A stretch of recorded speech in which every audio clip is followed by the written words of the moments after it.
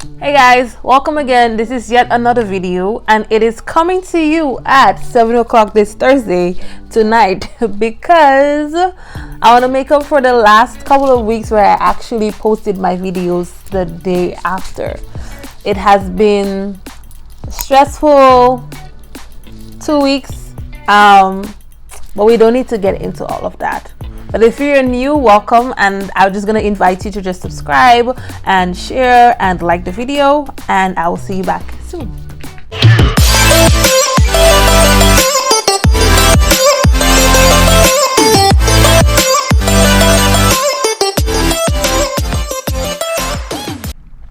So before I actually launched the Sozo Room's channel, God literally gave me like a list of topics that I should talk about, because I was kind of concerned, like, are people gonna tell me what they want me to talk about, or am I gonna actually sit down the week before and decide what I have to talk about? If I had to go down that road, then it would have been very stressful.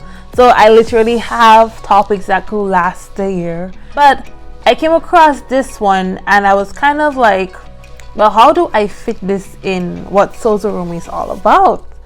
And it then clicked. So we have been lingering on this theme, which is basically the mindset.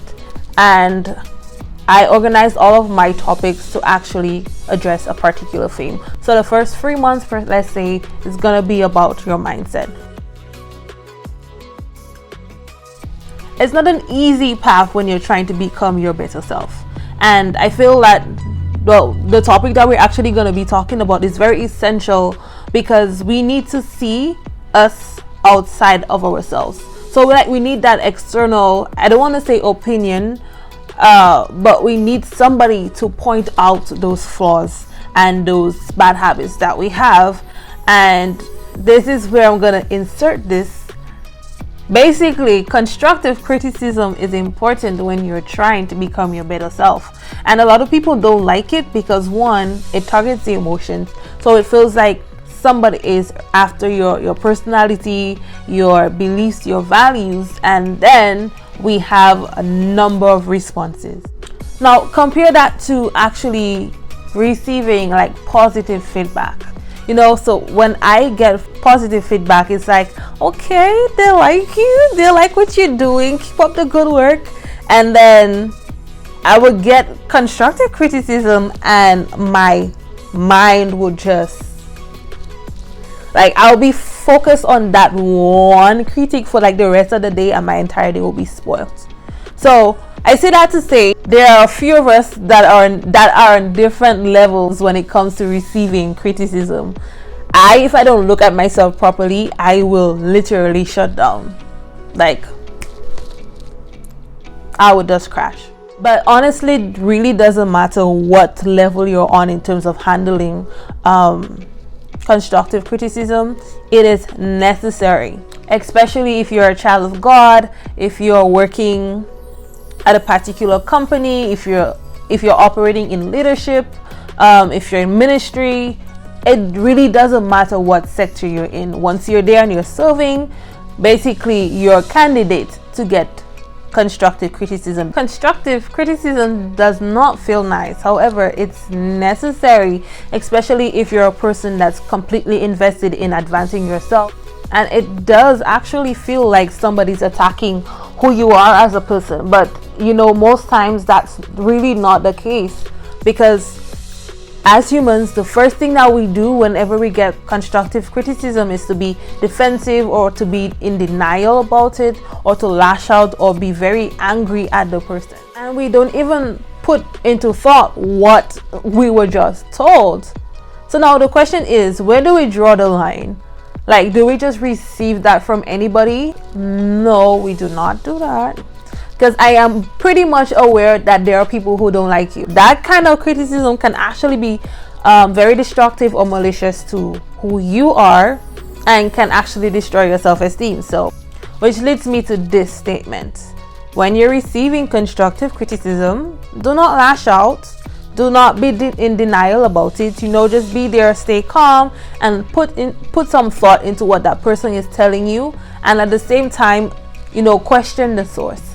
If it's somebody you know that has good intentions for you, then apply what that person is saying. The application of constructive criticism is actually being wise. That's wisdom at play. Now, if it's coming from somebody that does not like you, then I recommend getting a second opinion, and that is going to the Father himself.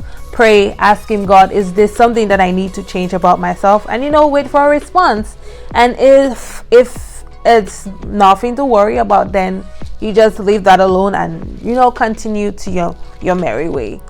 Receiving constructive criticism is actually a great way to learn humility, and at the same time it's a great way to actually initiate change in your life. So remember last week when I was talking about not forsaking the gathering of the brethren in church, and how it's like an iron sharpened iron moment. If somebody from church corrects you on something, then that's not a window to leave church, but it's a moment to assess yourself, take what the person said and apply that to your life, what we said, like wisdom, and then be that better person.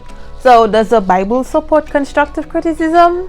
Yeah, it has a lot of memory verses on those things, and I found this one to be very appropriate. And it says in Proverbs 15:31-32, if you listen to constructive criticism, you will be at home among the wise. If you reject discipline, you will only harm yourself. But if you listen to correction, you grow in understanding. So let's go into some tips about how to receive constructive criticism. So the first tip is that you should not get offended. Your first response should not be offense. I would say that you should probably ask that person a question, not in a way that attacks them, but ask them to expound on more of what they're telling you, and then initiate this kind of healthy conversation, back and forth, and eventually that person could actually hold you accountable for keeping you in check for whenever these behaviors or things occur. Secondly, you have to remember that you are a representation of Christ in the earth. So when you get any form of constructive criticism, you need to keep your emotions in check. Don't have them spiraling all over the place. Whether it is good, whether it is bad, remember that all of this is for the glory of God. Now, it is okay to actually go and get a second opinion. Go to your pastor, seek somebody who is able to actually confirm or denounce whatever that person tells you. I wouldn't suggest a friend unless that friend is actually somebody that holds you accountable for your action, then that's fine. But at the same time, you don't want to bring out a part of yourself that does not reflect Christ. Always keep calm. Like I said, it teaches you to be humble. So always keep calm and thank the person for what they told you, and then move on. Thirdly, because I know when people receive those things, it breaks your spirit. Try your best to not look at it as a situation that is meant to destroy you, but in fact to build you up. Now, if you're somebody desiring to grow, then you should not despise constructive criticism. Yes, it may hurt. Yes, it may bring pain, but in the end, the results are like literally fantastic. And I know it's easier said than done, but the results will actually be something that you will be proud of. So guys, this is the end of our video, and I hope whatever I said was helpful to you when it comes to dealing with constructive criticism. So I want you to think of a time where you actually received constructive criticism and your approach to that. If it was not the way that it should have been, then I want you to apply all of the tips that I gave, and the next time it happens, use those tips and handle the situation properly. A lot of us are like, I don't want to receive anything from anybody. These people don't know who I am. They can't tell me what to do. God will do it. I mean, God gives us dreams, yes, but at the end of the day, most of the time, He's going to use people. So we need to fix that. Learn how to receive constructive criticism from others, and allow yourself to be teachable. Constructive criticism is tough love. And if I love you, I won't allow you to go along that same destructive path. Instead, I will warn you because I want what's best for you.